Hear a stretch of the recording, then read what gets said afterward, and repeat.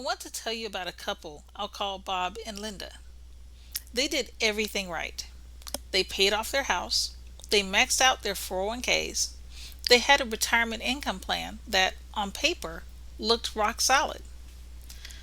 Then Linda's mother needed memory care. 18 months later, over $200,000 of the family's savings was gone. Not because of a market crash, not because of bad investments, because of one line item nobody had planned for.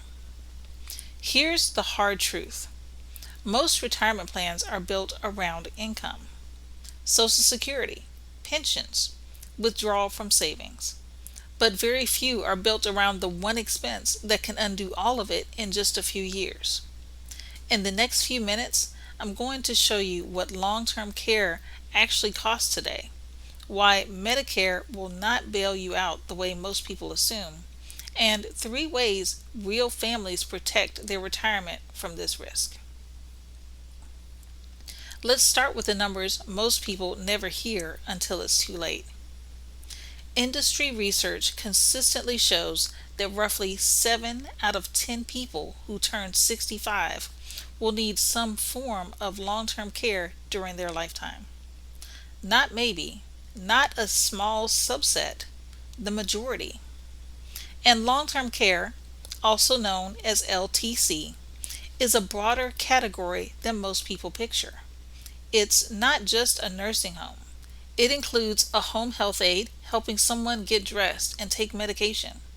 It includes an assisted living apartment for someone who can't safely live alone anymore. It includes memory care for a spouse with dementia. This isn't only a financial conversation either, it's a family conversation. It's often adult children stepping in as caregivers, sometimes stepping away from their own careers to do it. The money matters, but so does the toll it takes on the people you love. That combination, high likelihood, high cost, and real emotional weight, is exactly why this deserves a real plan, not just a hope that it won't happen to you. Now, here's where I need to clear up the single biggest misconception I hear in my office week after week. I've got Medicare. I'm covered. I understand why people believe that, but Medicare was never designed to pay for long term care. Here's what it actually does. If you're hospitalized and then need skilled nursing care afterward, Medicare will cover it, but only for a limited window and only for rehabilitation, not ongoing custodial care. In 2026, Medicare covers up to 100 days of skilled nursing following a qualifying hospital stay. And even within that window, you're paying a daily copayment after the first 20 days. Once that window closes, or if the care you need is custodial, meaning help with bathing, dressing, eating, and daily living, rather than medical rehabilitation, Medicare coverage stops. Full stop. That's the gap most families don't discover until they're living it. Now, some people ask about Medicaid instead. Medicaid can cover long term care, including nursing home stays. But to qualify, you generally need to spend down your assets to very low limits first. We're talking a few $1,000s in countable assets in most states. For most of the people watching this, who've spent a lifetime building savings, relying on Medicaid isn't a plan. It's what happens when there wasn't one. So, if Medicare won't cover it, and Medicaid means spending down your life savings first, what does this actually cost out of pocket? Based on recent national cost of care data, here's roughly where things stand in 2026. A private room in a nursing home runs on average somewhere around $130,000 a year nationally. A semi private or shared room averages close to $115,000 a year. Assisted living tends to be more affordable by comparison, averaging around $74,000 a year, or a little over $6,000 a month. And a home health aide, which many people assume is the cheap option, often runs $70,000 to $80,000 a year for full-time care. I want you to notice something. These are national averages. Costs vary quite a bit depending on where you live. So if you want to know what's typical in your state, that's worth looking into specifically. Now, let's do the math that actually matters. The average nursing home stay isn't 1 year. Multi-year stays are common, especially with conditions like dementia.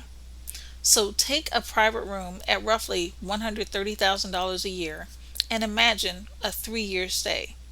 That's close to $400,000 for one spouse.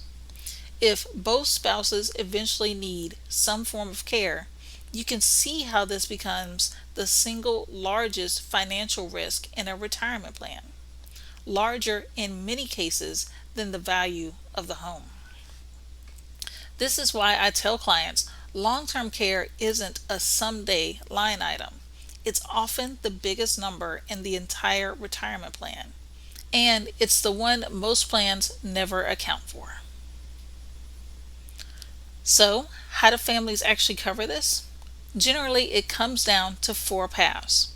The first is self-funding, paying out of pocket from savings and investments. It's simple, but it puts the entire burden on the portfolio you also need to live on. The second is traditional long-term care insurance.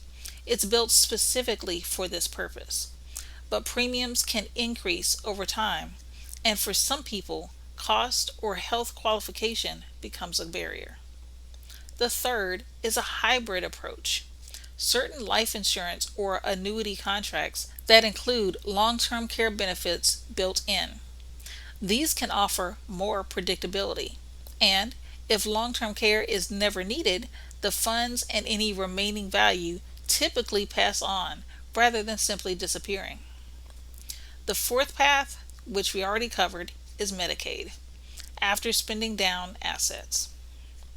I'll mention one option specifically since it's relevant for many of the people I work with. Fixed index annuities that include income riders or long-term care enhancements. These aren't right for everyone, and I'm not going to pretend there's a one-size-fits-all answer here. But for retirees and pre-retirees looking for a way to help protect principal while building in a resource for care costs down the road, it's a tool worth understanding as part of the bigger picture. The goal isn't to scare you into a product. The goal is for you to know your options before a crisis forces a decision. Here's what I really want you to walk away with today. The risk isn't just that long-term care is expensive. The risk is that most retirement income plans are built as if it will never happen. And when it does, everything else in the plan has to bend around it. The Social Security strategy, the withdrawal plan, the legacy you wanted to leave, all of it can get pulled off course by one unplanned expense. So the real question isn't, do I have long-term care insurance? The real question is, if this happens to me or my spouse, where does the money come from? Without dismantling everything else I built. That's a planning question, not just an insurance question. And it deserves a real answer, specific to your situation. If you're not sure how a long-term care event would affect your specific retirement income plan, please check out the link in the description box below and get the free booklet, Avoid Mistakes in Buying LTC Insurance. And if this video gave you something to think about, please give it a thumbs up and subscribe so you never miss an episode. I'm Shonda Prescott, and this is Retirement Security Simplified, where we specialize in turning confusion into confidence, one conversation at a time.